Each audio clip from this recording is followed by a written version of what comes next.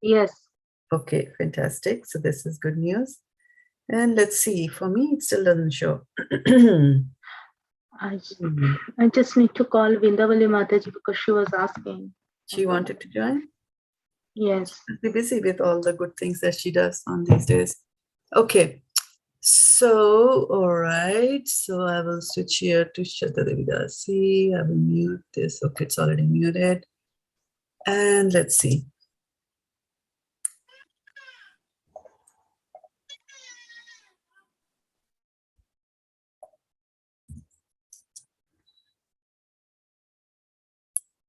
Just wanted to check and see. Okay, we are good there. All right. Have you told her? Khyati Mataji, Hare Krishna, Dandat Pranams. Hare Krishna Mataji, Dandavat Pranam, Jai Shri Prabhupada. Yeah, Prabhupada, good to see you. We are broadcasting here on Facebook and live stream and YouTube. And so Tapa, you have already told Navali Mataji? I forwarded the message like 10 minutes back, and I'm trying to call her, but the phone call is not going through. I don't know why. Okay, that's fine. I talked to her like 20 minutes ago, and I told her there is a class in 20 minutes. Okay. But I guess she was getting another call, so I don't know if she clearly got it that I was talking about today. You can just put class started, that's all. Right? Okay, yeah, I will. We can just come back here, right? Yes, I'm just. All right, yeah, put it there and let us know. And while you're doing that, I'll start with the prayers to the spiritual master. Here, Om Jnanatimarandhasya Jnananjanashalakaya Chakshurunmilitam Yena Tasmai Shri Gurave Namaha. Shri Chaitanya Manobhishtam Sthapitam Yena Bhutale Swayam Rupa Kadamahyam Dadati Swapadantikam Vandeham Sri Guru Sri Yuta Patukamalam Sri Gurun Vaishnavamscha Sri Rupam Sagrajatam Sahagana Raghunathanvitam Tam Sajivam Sadvetam Savadhutam Parijana Sahitam Krishna Chaitanya Devam Shri Radha Krishna Padan Sahagana Lalita Shri Vishakhanvitam Scha He Krishna Karuna Sindhu Dinabandho Jagatpate Gopesha Gopika Kanta Radha Kanta Namastute Tapta Kanchana Gaurangi Radhe Vrindavaneshwari Vrishabhanu Sute Devi Pranamami Hari Priya Vanchakalpatarubhyascha Kripa Sindhubhya eva cha Patitanam Pavanebhyo Vaishnavebhyo Namo Namaha. Jai Shri Krishna Chaitanya Prabhu Nityananda Shri Advaita Gadadhar Shivasadi Gaur Bhaktavinda Hare Krishna Krishna Krishna Hare Hare Hare Rama Rama Rama Hare Hare Gaur Premanande Hari Hari Bol. Welcome to the call, dear devotees. Those of you who are watching us here on Zoom, and of course, those of you who are watching us here on Facebook, my respectful obeisances to all of you. And so on this nice day, when half of the world is praying, this is good that we are also assembled here to go into and dig deeper into Krishna's words, which we are learning to understand from the Bhagavad-gita. So we are in Bhagavad-gita chapter 3 and learning about Karma Yoga, how to do work, what is work, like that. And we had started with Arjuna being very confused, but then now slowly over a few verses, Krishna has told them, that people should just surrender to the Lord and do everything to please the Lord. And then Arjuna had asked a question that, yes, we want to do that. It seems very crystal clear. But what is it that impels us and forces us to do sins? Even if you don't want to do those sins, why does it happen like that? And then Krishna gave one reason. What was the reason? Why do we perform sins? One word. The reason? Desire. Lust, desire. Lust, yeah, Lust. lust or desire, yeah, right. So it is because of that we are forced. And then we had talked about that how the lust kind of covers the soul, right?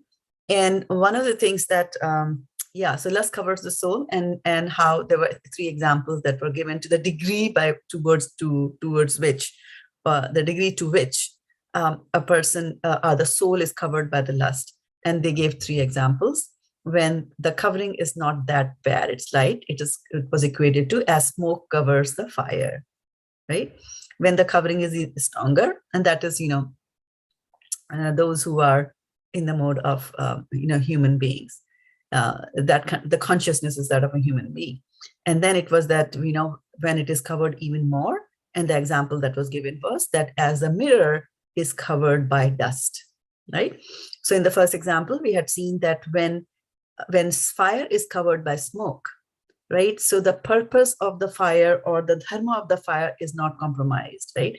Fire can give light, so it will continue to give light a little bit. It gives heat, so even if there's smoke or there's no smoke, it will continue to give heat, right? And then the other example given was that of a mirror being covered by dust. So there the covering is even thicker, and what it does is that it prevents the mirror from doing the dharma of the mirror. So the dharma of the mirror is to reflect, right? So how does the mirror reflect? Because there is a silver coating behind it, that on it you take a piece of glass and you put some silver coating on it, right? So if you scratch the silver coating, then only glass remains. Then you don't call it a mirror, then you call it a piece of glass, right? Because its dharma is gone. So the dharma of the mirror is to show things exactly as they are, as it is. You read Bhagavad-gita as it is, it's supposed to show you as it is, right? So, so that dharma is lost if there is a covering of dust on the mirror. And that covering of the dust can be so thick that you can't even see yourself. Then it stops acting as a mirror, it just acts as a screen, like that. And so that is the animal species. And the third covering was the example that Krishna gave to Arjuna, was the third way, the third degree to which lust can cover the soul and control its thinking power. Is the example given was that of, what was the example given? I think Mataji, embryo and womb, I think so, yeah? Exactly, yes. Yes, Garbha and Ulbena. So Garbha is the embryo and Ulbena was the womb. And so just as the embryo is covered embryo in the is womb. covered by the womb, right? So what happens by way of embryo being covered by the womb is that, even the shape itself is gone. It's totally helpless, cannot do anything. It's hanging upside down inside the womb, right? And so that example of that was the plant species, right? So when the consciousness is so much covered by desire, then they are put into the plant species for some time or a long period of time, right? And so all that you have to do there is patiently wait.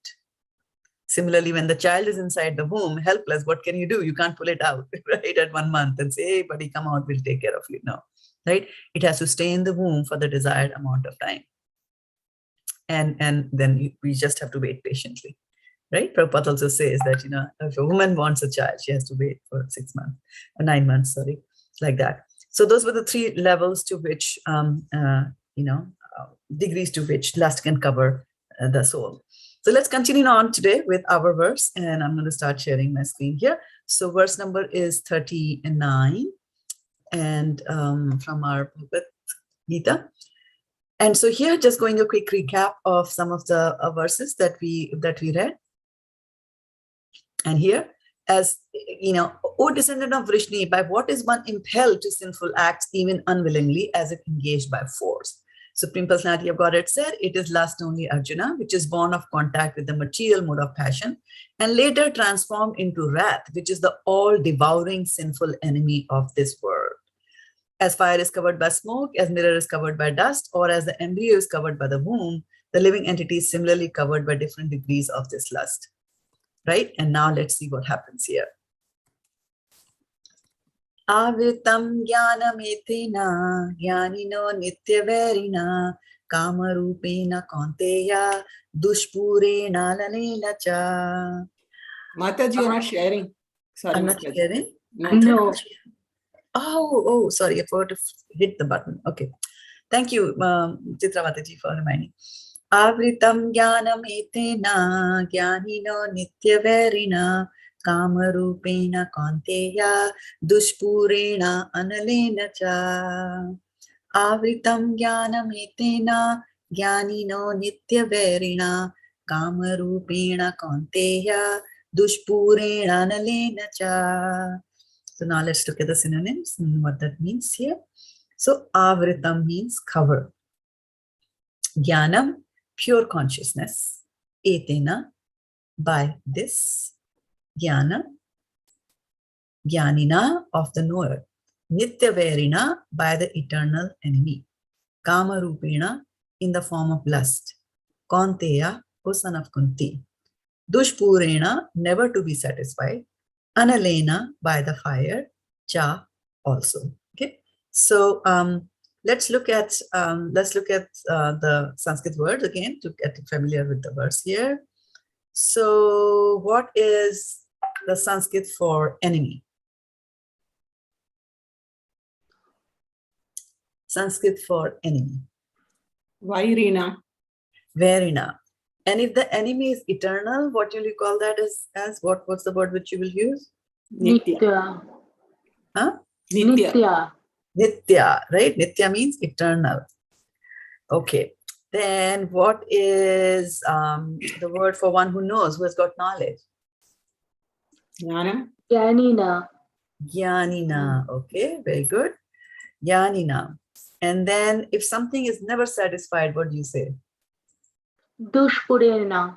Dushpurena. Purn means satisfied, right? I'm complete. Dushpurena, very difficult to satisfy. So never to be satisfied, right? And then it's in the previous verse. Let me just bring up the previous verse in not the previous, but the one before that. Let me bring it up. I think it was 37, where this lust was described, right? When Arjuna was asking, by what am I impelled to do, right? So he said, the Supreme Personality of Godhead said, it is lust only, Arjuna, which is born of contact with material mode of passion and later transformed into that, which is the all-devouring. So all-devouring basically means that, whatever I'm giving, throwing inside it, it's just devouring it and wants more. So if there is fire and you start putting ghee in it, you will never be, a fire wants ghee, right? So if you keep on giving ghee because it's hungry and wants some ghee, it's never going to be satisfied. It's going to ask for more and more and more, because adding the ghee to the fire just increases the fire even more, right? So similarly here also in today's verse, he's saying that dushpurena, never to be satisfied, right? Okay. And then what is never to be satisfied? What are they talking about? What is not to be satisfied? Lust. So look at the words. Lust, right? And then lust, right? And so our consciousness. Okay. And then what is consciousness in Sanskrit? Jnanam. Jnanam is consciousness, very right, and pure consciousness, basically, right? Jnanam. And then if you cover somebody's consciousness, what would you use? What word would you use? Avritam. Avritam. Avritam, right? So this is very important, the avritam, because when we were talking about about almost a year ago, I would say, we were talking about the potencies or the qualities of Maya, or the powerfulness of Maya. And so there were two characteristics of Maya, and what it does is that one was, it is two Shaktis. Prakshet Matma Shakti. Prakshet Atma Shakti means it will throw you. And what is the meaning of throw you? That it will throw you into a particular species, depending on how much your consciousness is covered. So if your consciousness is not heavily covered, it's almost like smoke under fire. In which species will you be thrown? Human beings. Human beings, exactly, right? So similarly, if it's covered even more, like a mirror by dust, then where will you be thrown? Which species will you be born into? Animals. The next type, animals, right? And the third one, completely, covered by that consciousness, like embryos covered by a womb. Plants and trees. Plants and trees, right? So that's where it's going to throw you. And once the soul gets thrown into that species of life, is born in that particular body or is placed in that particular womb, then because of false ego, and what does false ego do? What's the main thing of false ego? What does it make you think? That I'm we are this the body. material body. I am the body, right? So the same soul, when it's put in the plant body, will think I am this plant. When it's put in the body of a pig, it will think that I am the pig. And when it is thrown in the body of a human being, it will think I am a human being. Like that. So you see, it is the false ego. Who you are, you have completely forgotten. It's the biggest identity crisis, right? I don't know who I am, right? And I'm thinking I'm this, I'm that, as I go through, evolve through all these species of life, right? This is the throwing potency of Maya. It can throw you, and once you're thrown into that species, you behave like that species. And there's a very famous story of Indra, where he was saying that he was having a talk with Brahma about this, this potency of Maya, and he would not believe. So then Brahma put him in the body of he was thrown into the body of a pig. And so he became a pig. He had a female, he had a wife, Mrs. Pig. He had solets, right? Piglets, and a sow, which is the wife. And it's like that, 12 years passed. Every year, children are born. The wife is there, enjoying what does this pig eat? Right? I don't have to list that. King Indra eating what a pig eats and completely satisfied. No complaints. This is what happens when you are thrown into a particular species of life, right? So much so that after 12 years, Brahma said, come back. And he was like, I don't want to come back. I'm happy here, right? And we might look at such species of life, like, lizard. When I say the word lizard, what kind of feeling comes into your mind? What rasa? Right? There are different kinds of rasa, right? Hasya rasa, do you feel it is funny when you see a lizard? No. No, right? Do you feel angry? Krodha? No. No, right? So there's a ras known as bibhatsa ras, disgust. Disgusting, yeah. Right? That's what you feel, right? But does a male lizard feel disgust when it sees a female lizard? No. No, right? This is the throwing potency of Maya, right? And as a male lizard will always like a female lizard. If you show them a cute little bunny, it won't go after it. I am in this species. This is what I am, right? So one is that it can throw you into a species of life. And the second part, right, because of false ego thinking that this is what I am, and completely there's a curtain on me that I can't even see the reality because, the false ego factor kicks in. That is known as avanatmika shakti. Avanatmika shakti is covering potency.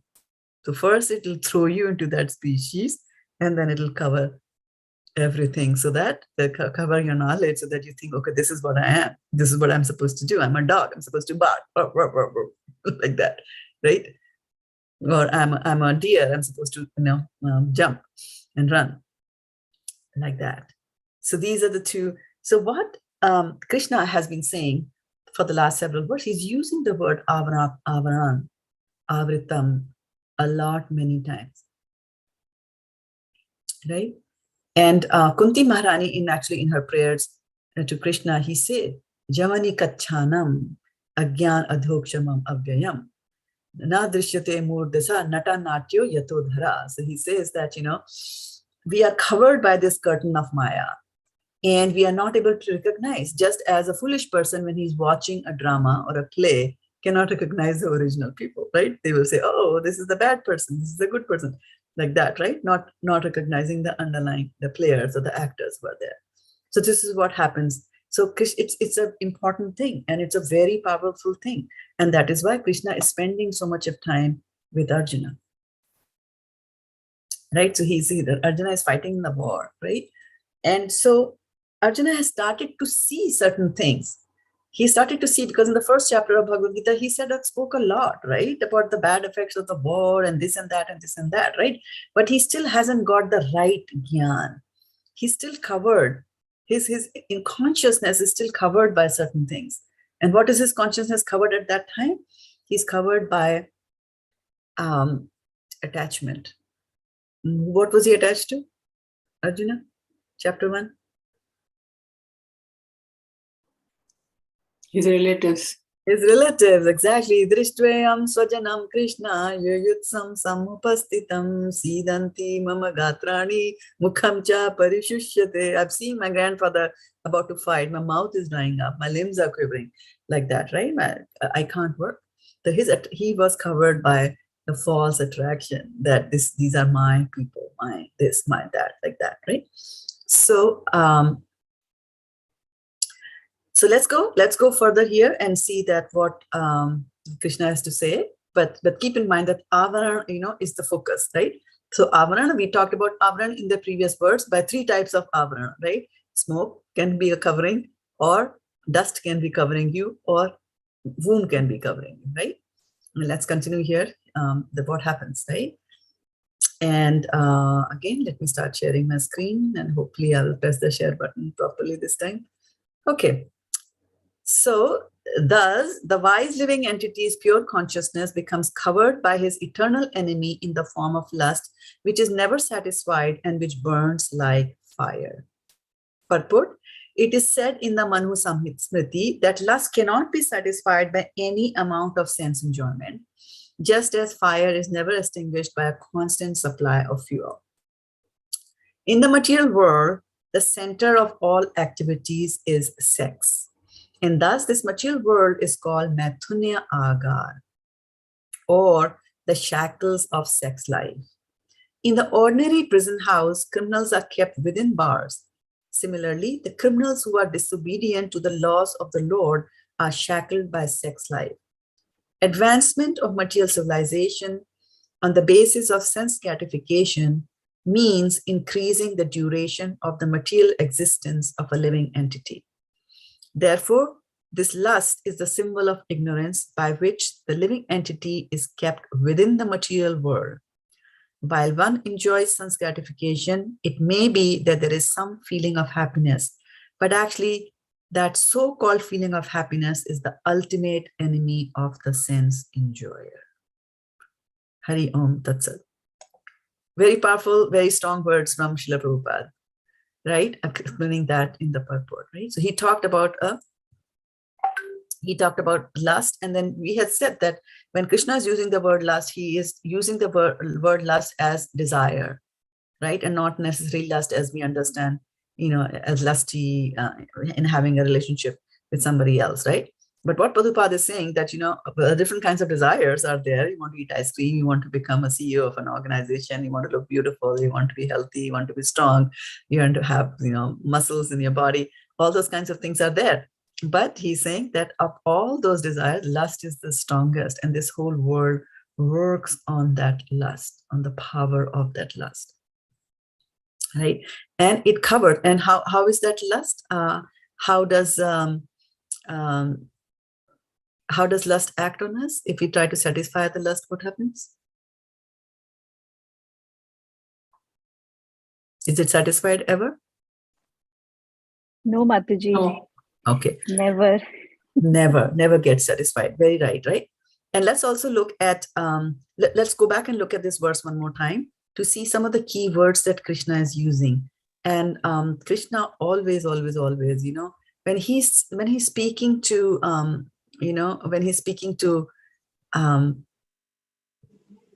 Arjuna, right? His choice of words are amazing. Of course, I told him that he has been using the word avritam for quite some time now, right? And then he says Nitya Varina. Number is Nitya Varina, eternal enemy. So what does that mean? Eternal enemy.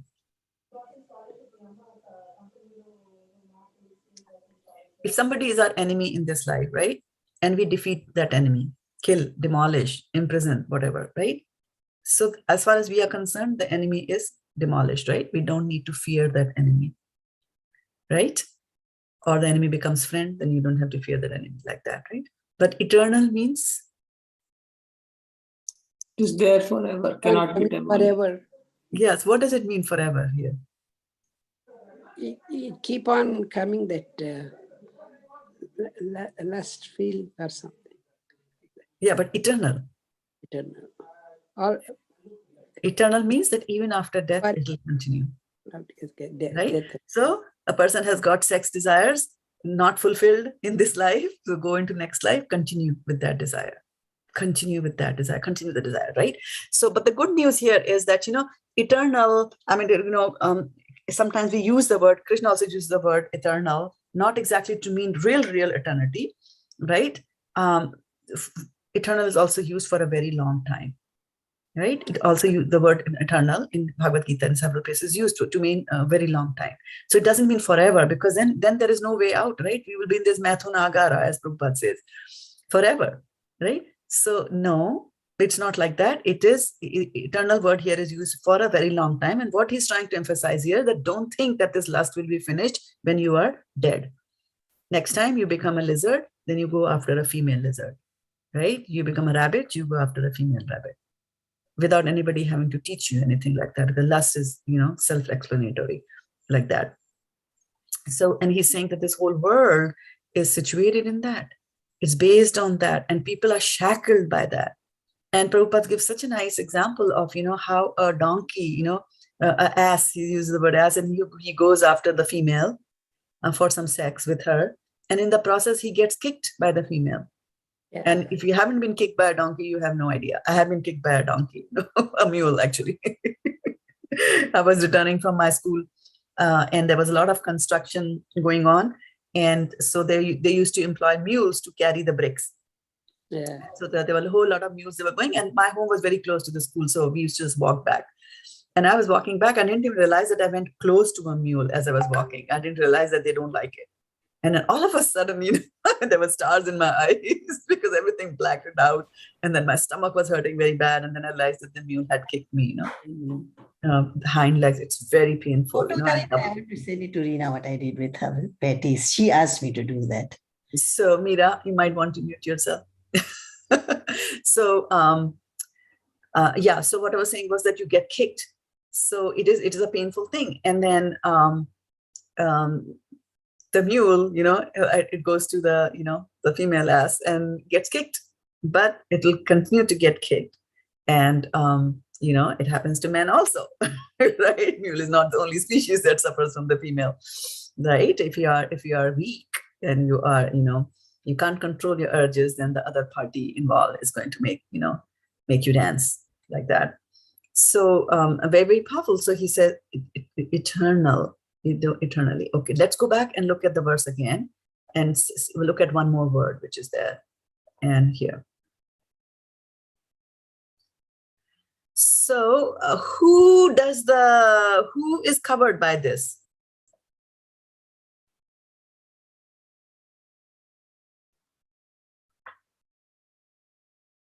What is covered by this lust?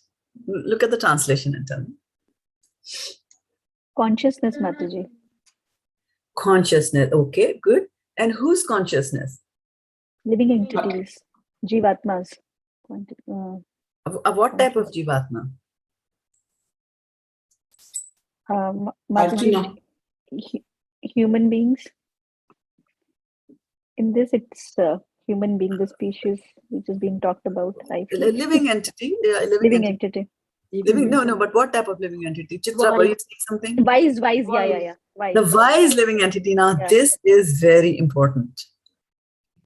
The wise living entities. Right? It is not that, they were foolish, so they were covered. This is so strong. This sense of desire is so strong that it will even cover the wise. The wise people, they will get covered by that. What to talk about, the foolish. Don't even talk about the foolish. The wise can do that. And this is so very, very, so very strong, right? And so let's see a story, right? It appears in Ramayana and Mahabharata. So let me see. Can I share it with you all? And please confirm that you're able to see my screen. Yes, Mataji. No. Read it. Okay. So this is mentioned briefly in the Srimad Bhagavatam, but then it is a story, elaborated in Ramayana and Mahabharata. So I'm going to read that to you. The instructive story of Rishyashringa is found in the Ramayana and Mahabharata. Rishyashringa was the son of a sage who was determined that his son be brought up as a spotless brahmachari. Accordingly, from his very birth, the child was brought up in a forest atmosphere, far away from women or even talk of women. He was trained in meditation, scriptural study, and Brahminical rituals.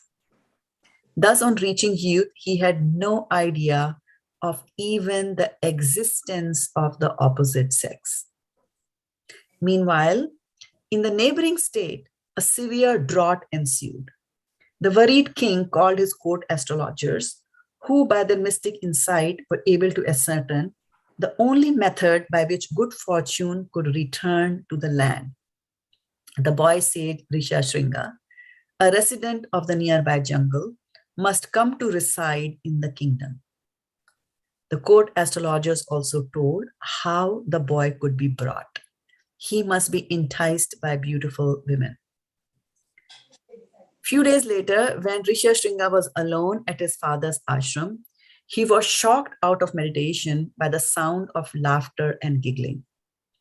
Opening his eyes, he was amazed to behold a group of young boys playing with a gay frolic and abandon he had never known before.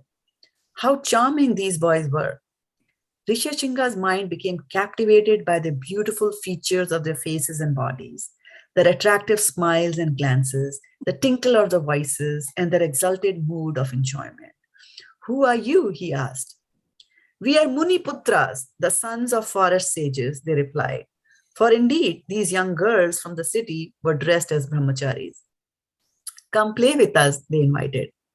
How could Rishyashringa refuse? In the course of play, his body touched the bodies of the girls, and again his senses were attracted.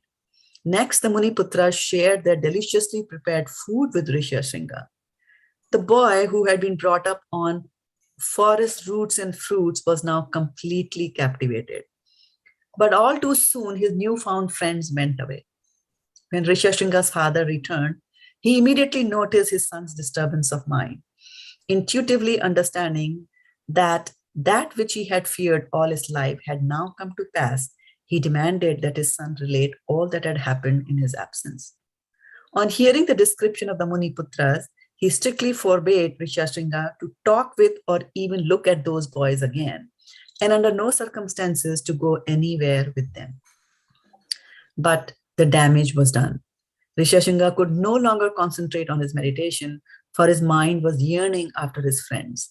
When his father went away again the next day, the Muniputras had little difficulty in enticing the boy sage to come with them. A boat waiting on the nearby river took them swiftly to the city. Before his father could arrive to protest, the king married Rishyashringa to his daughter. Some of the morals of this stories are, anyway, we're not going to go to the morals of the story, but we see Jnanina. It covers even the knowledgeable people, right? And so in this case, it started, right? It started with sound. Sound is very powerful. He was meditating. Somebody else was also meditating. Can you remember?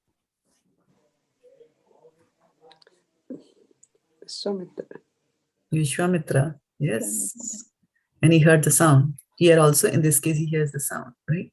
So all we don't know, we could be doing certain things, we could be pursuing devotional service, but we have no idea about the underlying desires.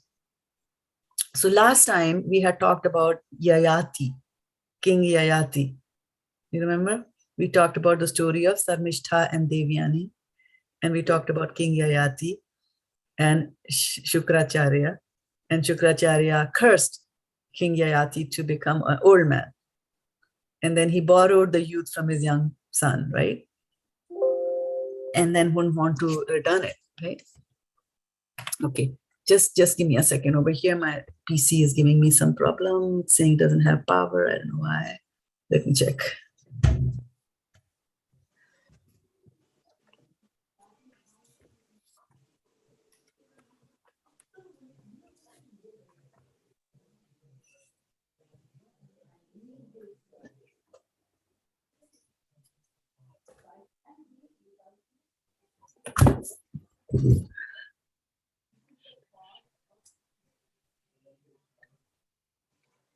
Okay, hopefully, yeah, that's connected.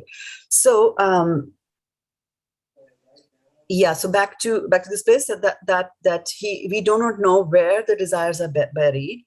And so I was telling you about the story of King Yayati, right? And he had so much of desires, and he borrows youth from his son. Like, how selfish can you be, right? You make your son go old because you want to enjoy. And by the way, Rishi Shringa is in the lineage. He's in the lineage of Maharaj Yayati. Not immediately like a grandson, but he's there in the lineage. So Bhagavatam narrates that, right? He's in the lineage there. So one of the things we need to keep in mind is that even if you are very intelligent, your mind can get wrapped around it. Mathun agara. That's what Prabhupada says so boldly and so bluntly. He says that in the Patpat. So you see what happened in this case? I mean, they were the society girls. They came as Rishi Putras, looking like boys. He has never even seen a girl in his life. But the attraction is still there. Why? Because that is the law of material nature, right? Now let's go inside and look at the verse one more time here to see what more do we have. So 339 here. I just want here to go into the Sanskrit, and there is a, what does this mean?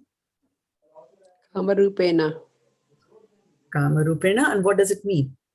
The form of lust. In the form of lust, right? So you see that there is a form. She's talking about form, right? And if we look back in the case of Rishi Shringa, right? So he did not know that there's something known as a female species. He just hears some laughter which he has never heard before, right? He has never heard that laughter before, and he opens his eyes. He sees, oh, these are Rishi, they're boys, but they look different. They look different. So what is he doing? His eyes are capturing that information for him, right? Now, there is certain things known as, like, in offices, etc., or even in places, you use something known as a visual control, right? So there was some control that the ladies had on him by virtue of their sound. They made the giggling laughter and all that, something not heard, female laughter not heard. So he was disturbed, right? But when they revealed themselves to him, when he opens his eyes and he sees them, right? That is the control that they had on him. And we have visual controls also in our lives, right? For example, when you go, say, to the DMV office to get your driver's license, right? So there are various, cubicles or windows that you can go to. And so on the windows, there will be a flashing sign says, this one next, right? So you see it. And then, I have to go here. Or it says, closed, gone for lunch. It's a visual sign for you, right? So you make a decision based on that. Similarly, if you're driving and you see a red light, what do? Stop it. You stop, right? So the brain, or the human brain, and this is an amazing thing, that the human brain processes information 60,000 times more if it is presented in a visual manner. 50,000 times, 60,000 times more. Like, that's why they say a picture is worth 1,000 words, right? But here, 60,000 times, that's what science has analyzed, and the wise men have analyzed and told us, right? Similarly, if you go to a website, if a website has got pictures in it, right? It has got pictures in it, then there'll be more people visiting their website than a website which has got only text in it. So when you're doing a website design, we also look for this visual control. Put pictures and people will come you and then you can grab their attention like that, right? So also, so we know Indriya, right? Indriya are senses, right? And we say there are two types of senses, right?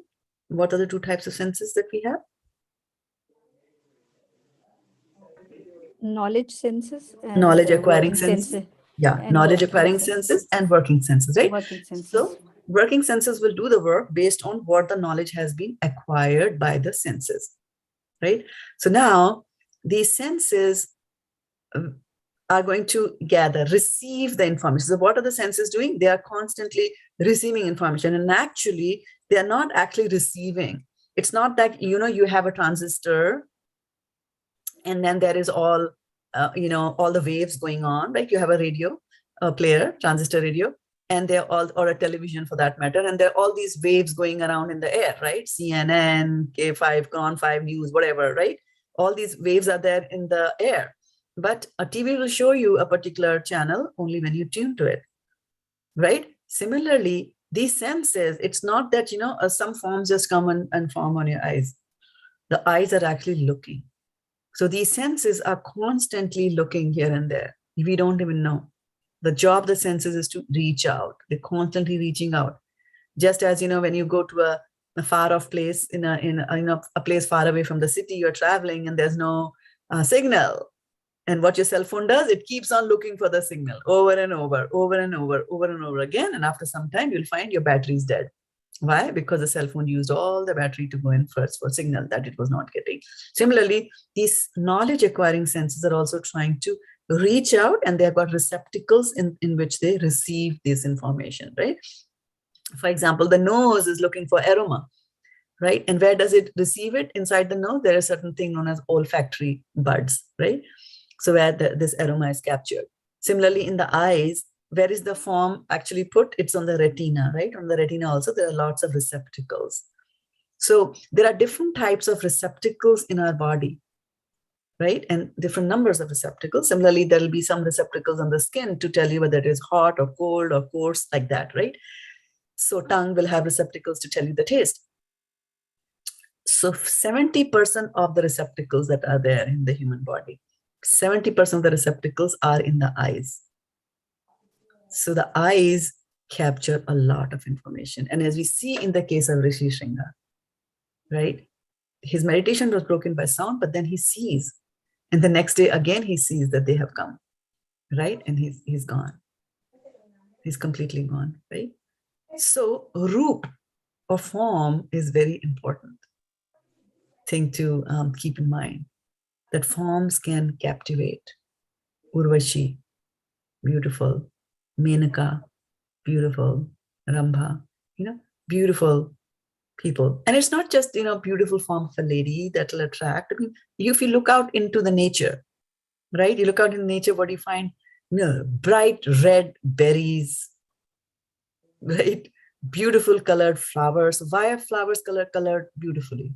Did you ever tell me? You must have read that in botany or science. Why do flowers have beautiful colors? To attract butterflies? Yes, to attract butterflies and the bees. And what is the reason? What does the butterfly and the bee do to them? Pollination. Pollination, right? And what happens from pollination? You have more plants, right? So increase and multiply. So that's what their aim is.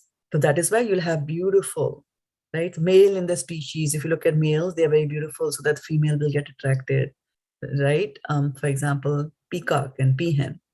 No comparison between the two, right? Or cock and the hen, like that, right? Or deer. So that is how the nature is constructed. The male should get attracted. There should be some attraction so that there'll be more population and there'll be more granthi, more binding together, right? So that you stay in the agar, you stay in that prison forever.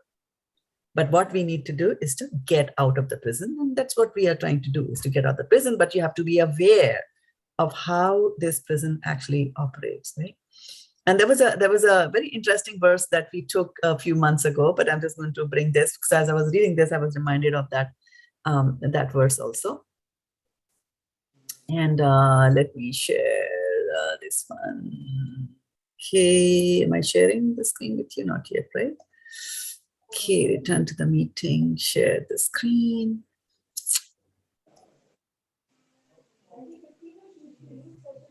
So it said Kuranga Matanga Patanga Bhringa Meena Hata Pancha Bhireva Pancha Eka Pramadisa Katham Nahanyate Yasevate Pancha Bhihi Eva Panchaha.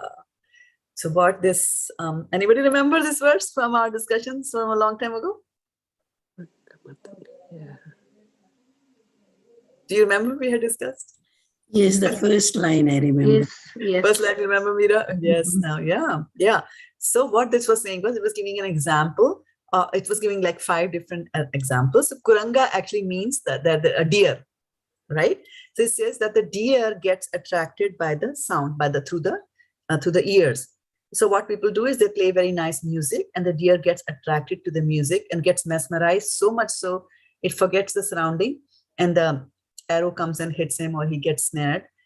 And even as it's dying, it is still listening to the music and the mridangam they are playing and all that, and that it is saying that, oh, use my skin to make the mridangas for this beautiful music that you sing. To that extent, you can get mesmerized by these effects from outside that you're willing to give up your life. I'm willing to give up my life for that, right? So Kuranga was that when Kuranga is the deer, right? And then Matanga is the elephant. So what do they do for the elephant? They put a female elephant near a pit, and the elephant gets attracted. The female will make some sound, elephant will go and then fall in the pit, and it will be so by the urge of the genitals, the elephant gets attracted, right? So Kuranga, Matanga, Patanga. Patanga is the moth. And what does the moth do? The moth gets attracted to fire through the eyes. It sees a dazzling fire, and then it goes to meet the fire, and it gets burned in the process, right? So there was the deer, sense of sound, elephant, powers of the genitals.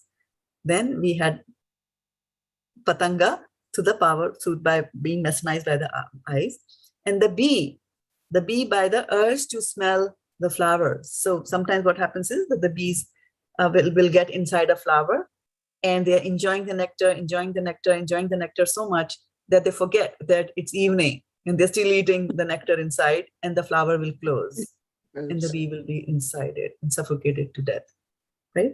So bees also get by the urge to smell, by the nose that is there, right?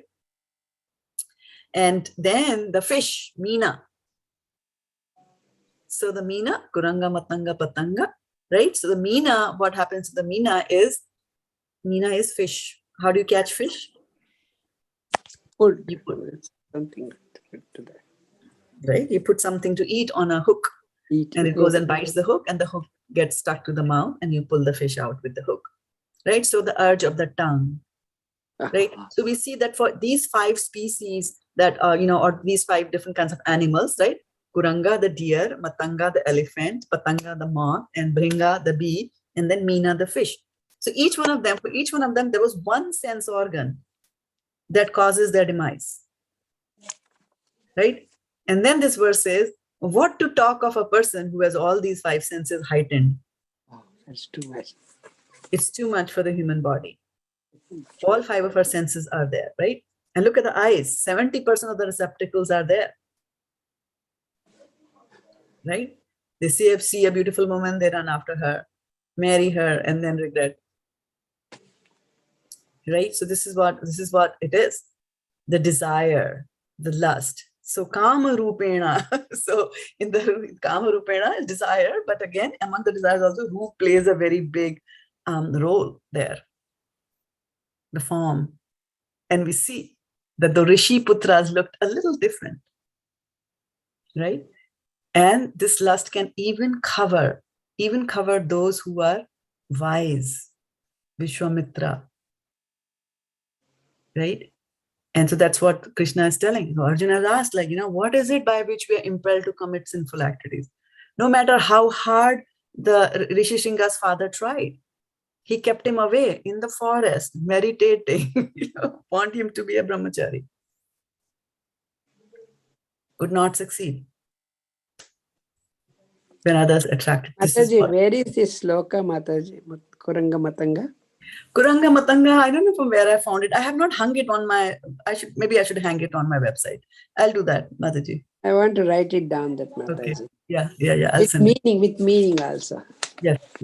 I'll Thank send you. it. Yeah, I think you memorized it last time, if I remember. I think we did. Yeah, you did memorize it. Matanga, first line only I remember. Yeah, I must have shared it also. But anyway, I think you have shared it in your on our chat.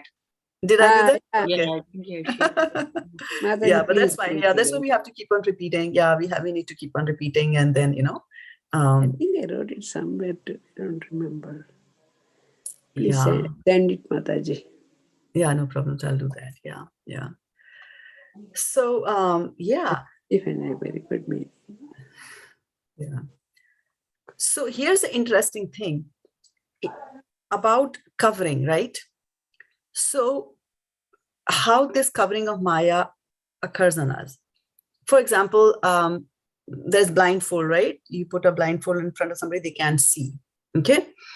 So for example, if somebody is driving a car, right, on the freeway, and you know how on the freeway sometimes there are overpasses where people who are walking from one side, the next they can walk over it. So as your car goes underneath that, somebody from the top, throws a blanket below, and it comes and lands on the windshield of your car. So you're blindfolded, right? You can't see. What will you do? Either you have to stop. Will stop, right? Immediate instinct will be that you will stop, and then of course 6 cars from behind will pile on you. But that's a different story. But immediate reaction that you will have will be that you will stop the car. So what a blindfold does is that it prevents you from doing what you're supposed to do. Right? If you're supposed to cut vegetables and I come and tie your hands, then you can't cut the vegetable. Stop. Right? So, however, this lusty desires that cover, right, the intelligence, right, whatever you have learned from Bhagavad-gita, whatever you learn in the books, that's why you will sometimes see that even the best of the people have done the worst of the things. Big presidents, they are caught doing, things that would put one to a shame. They could be CEOs of an organization. They have to step down from their position because of dabbling with women like that. I don't have to name names, but history is famous for that. So it is not that, so when you're a king, you're supposed to do certain things. And so blindfolding would mean that you're not doing it, right? For example, you're a king, you're supposed to take care of the borders, you take care of the administration of your kingdom. But instead of doing all that, what you do is you bring in the dancers, they dance all the time, they give you wine, you drink the wine, you're drunk. You're not doing it. What you're supposed to do, you're not doing. You're just sitting like that, right? You just didn't do it, right? However, these senses, not the senses, but these desires that cover our intellect, what they do is they don't blindfold you. They don't stop you from what you're supposed to do. You're supposed to go in this direction. They don't stop you from going in the direction. What they do is they make you go in that direction. So it's not that, you were wearing glasses, it was a clear glass, right? And somebody came and, put a black paint on it. You can't see, you can't read. No, they will paint and taint it, like, seeing the world with rose-colored glasses, right? You've heard that saying? To see the world with rose-tinted glasses. What is the meaning of seeing the world with rose-tinted glasses?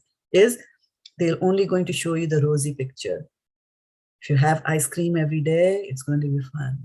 It's going to be delightful. Let's do it. Let's have it, right? And after 40 years of eating ice cream every day, And so that is what the senses will make you do. Take you in the wrong direction. And that is where you're not able to discriminate. Your power to discriminate that this is right and this is wrong is lost because you're so overpowering. And we keep on running after happiness. And let's see what Prabhupada has to say here, right? In the purport, Prabhupada said,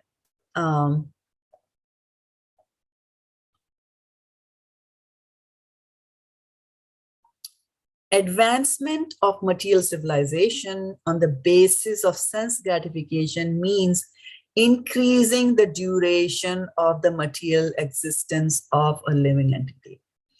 Advancement of material civilization on the basis of sense gratification means increasing the duration of material existence of a living entity. What are your thoughts on that? Advances of modern civilization on the basis of sense gratification means that you are increasing the duration of a living entity's material existence.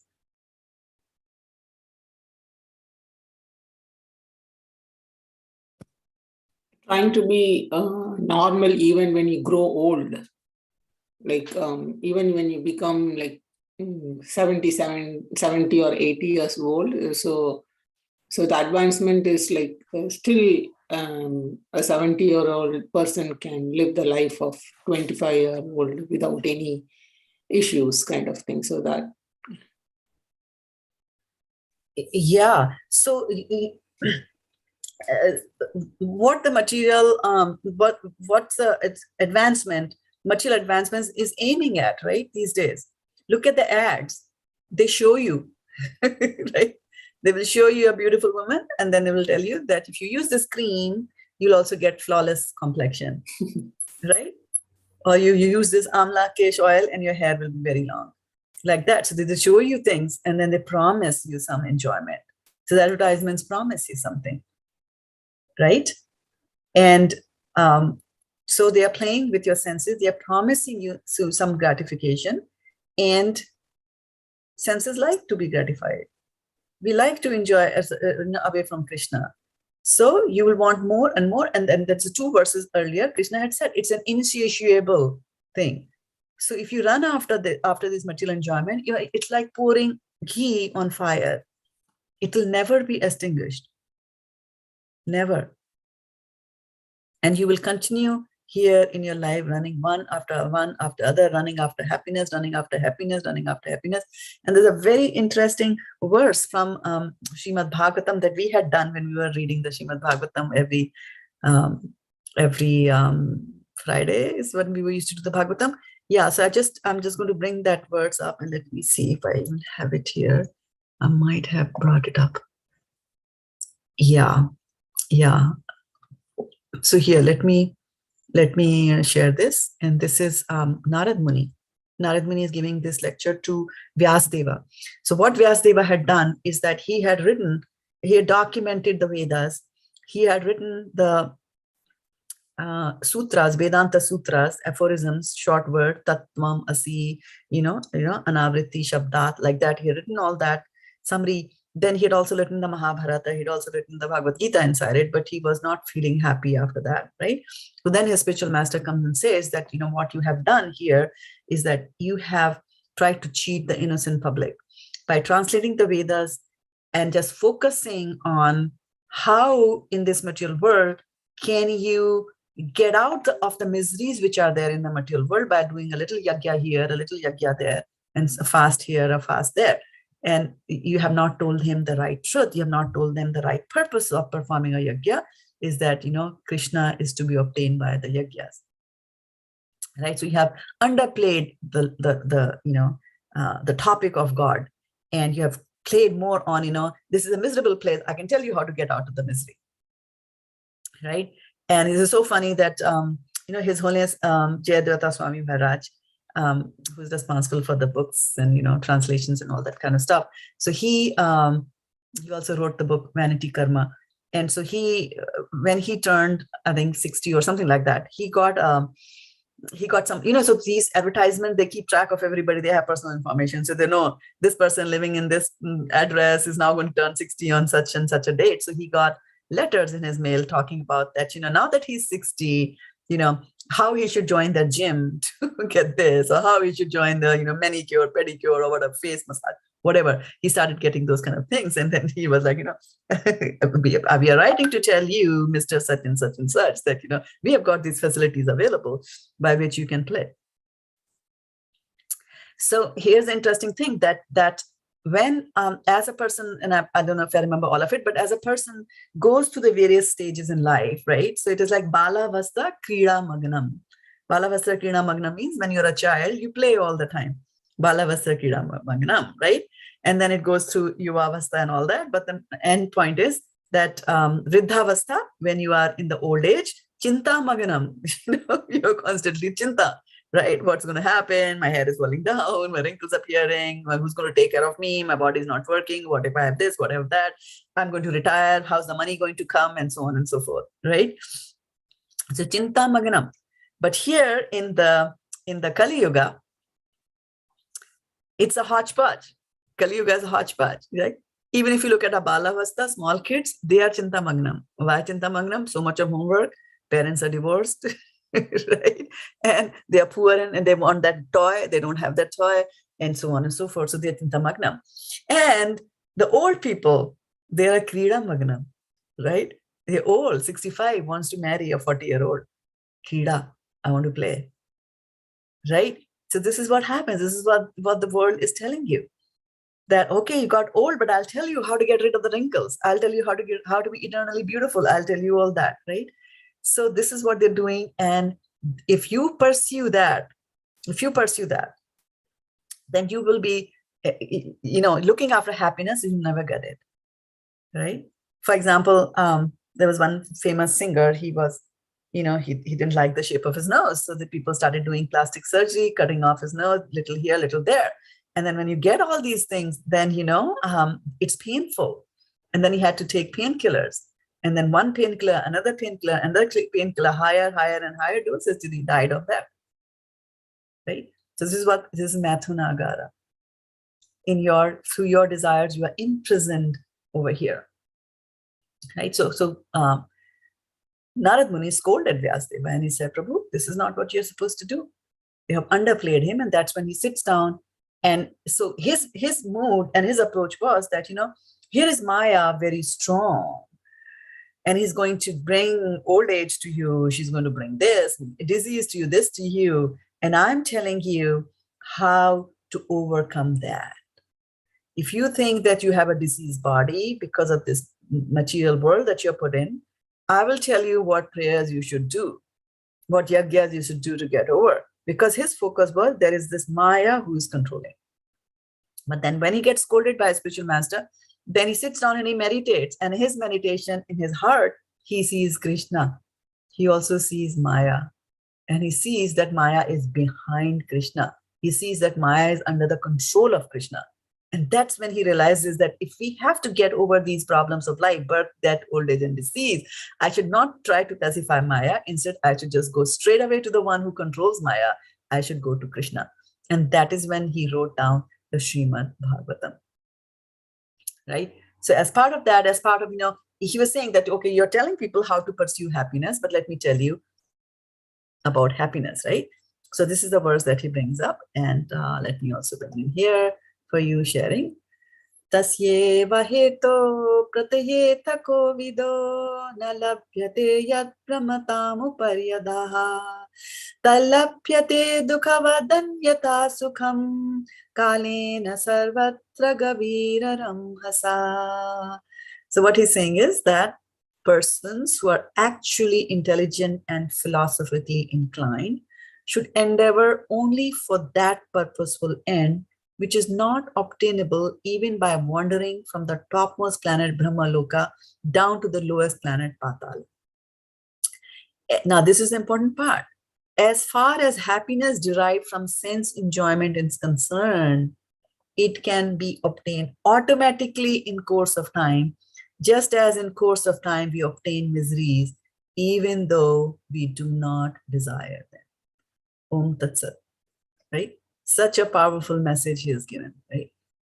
So when was that last time in the morning that you got up and said, I wish I have a flat tire, or I wish income tax people come and raid my home, right? We never do that, but it happens. Hopefully not.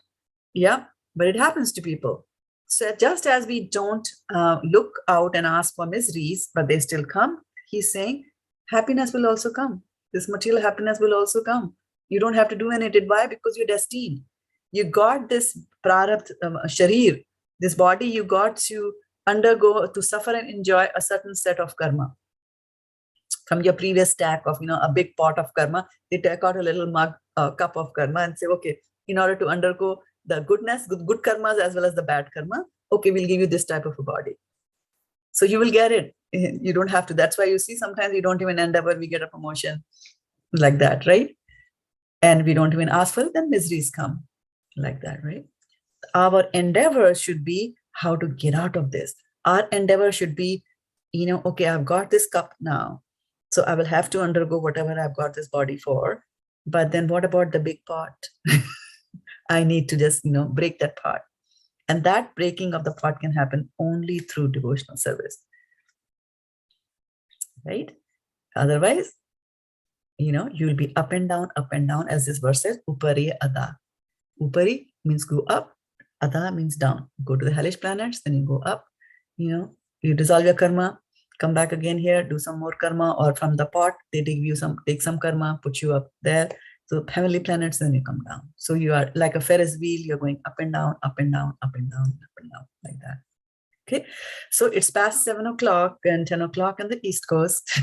I'm going to stop here, but I'll open for some questions or reflections or anything that you're taking away from the class today.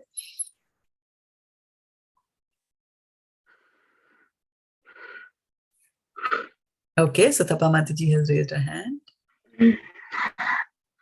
Mataji, I have a question. Means the kind of body or the kind of disease or whatever we got this in this birth, it's all accumulated karma, and we got it maybe from the last birth, the previous birth, or so many previous births. But isn't it our means duty or whatever to take care of the body so that we can walk on the devotional path? Means Absolutely. We have to take care of the body. Absolutely, yes, yeah. Because this human being is the human body is the boat through which you cross the ocean of material science, right? Yes. And your guru is the captain of that boat. He takes you across, right? However, you see people on the devotional path also sometimes have. It's not that they just because I'm pursuing devotional path, I will not have any diseases. We still have that, right? Yes. We get those diseases, yeah. So if we and then the chanting and the doing the devotional work, that disease will decrease a little bit. Yes, yeah. Karmani nirdahati kintu cha bhakti bhajam. That pot can be broken only by one thing, and that is pure devotional service. It dissolves everything, right? Otherwise, and that is where we have the choice, and that is where we have the free will. I don't have any way of how to prevent white hair from appearing in my head. But I do have a way by which I can say I'll never be born in a body where the hair turned white. I do have that choice, right? And a person can say, oh yeah, in heavenly planets, people never get old. Let me go to the heavenly planets. That's foolish thinking. Why? Because once you go to the heavenly planets, you have given a pot of gold. And for everything goodies that you enjoy there, they take a little away from your pot. When the pot is empty, they say, bye-bye, go back from where you came. You're not entitled to stay here, right? So what we have to do is to get out of this. What is this? I'm surrounded by this material body, and material body decays. So I now need to go and find out how do I get out of this cycle of always getting a material body. It could be a plant body, it could be animal body, it could be a body of a human being, but nevertheless still a body. So that is the beauty of the devotional service, that it can, just dissolve and burn away all your karma. Burn means gone. Right? If you cut something, if you take a piece of paper and if you cut it, people can still, tape it together and get back the old paper, right? That's how spies do, right? But if you burned it, it's gone. Completely. All records are gone. So that is why devotional service is very powerful. And that's what Narad Muni is telling you, yeah? That you go for that, that'll get you out of this cycle of birth and death. Don't be, followed by these senses that promise you enjoyment. I mean, so many times, even as kids, sometimes it was like you go out to play, and then the mom said, okay, come back home at 5 o'clock. And in the middle of, and when it's 5 o'clock, you're in the middle of an interesting game. You're just about to win. And now the choice is, should I stop the game and go back home, or should I just play? So at that time, it's like, oh, this is such a wonderful thing. Let me play more. And you enjoy, right? Another half an hour, you enjoyed the game. And then you're victorious maybe also. And then you come back home and you get a nice scolding from the parents for coming home late. This is exactly what happens in this world also. In other areas also. There is a promise, but it's just a promise. It's a hollow promise. There is no enjoyment in this material world. Always consequences are there. The only and the real enjoyment is when you do devotional service to the Lord. That is real enjoyment, and it never gets exhausted and carries over to the next life also. That's the beauty of it. Thank you, Mataji. You're welcome. Anybody else wants to say anything?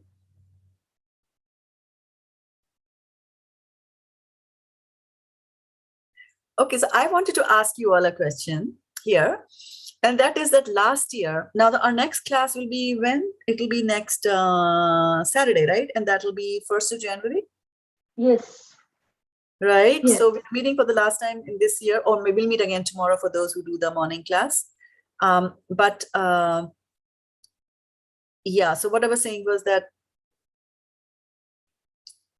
last year, I think was it this, Sutapa Mataji, was it this time of the year that you said that why don't we all just talk, each one of us pick up a verse from Bhagavad-gita that you liked and talk a little bit about that. And you had very nicely, managed that, facilitated that session. So do you all want to do that? Because we have done one more year of discussing Bhagavad-gita.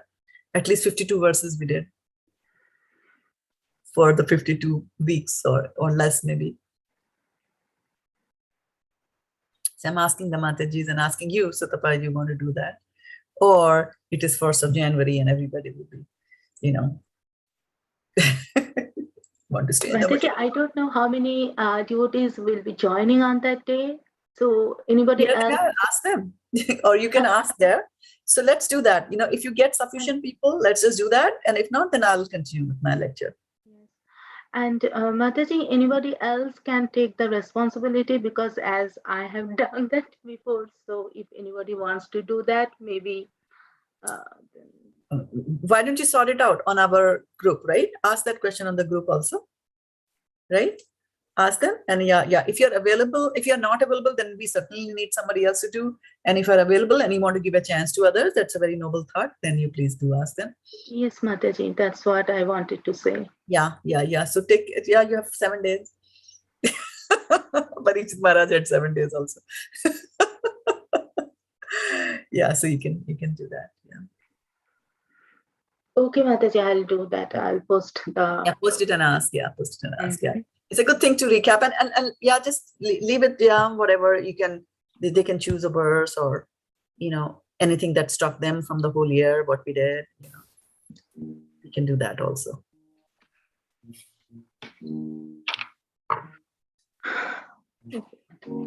Simi Mataji, are you trying to say something? Hare Krishna Mataji, Dhanvat Pranam. Hare Krishna, Dhanvat Pranam. Mataji, how is Visheshka Prabhuji? Well, here's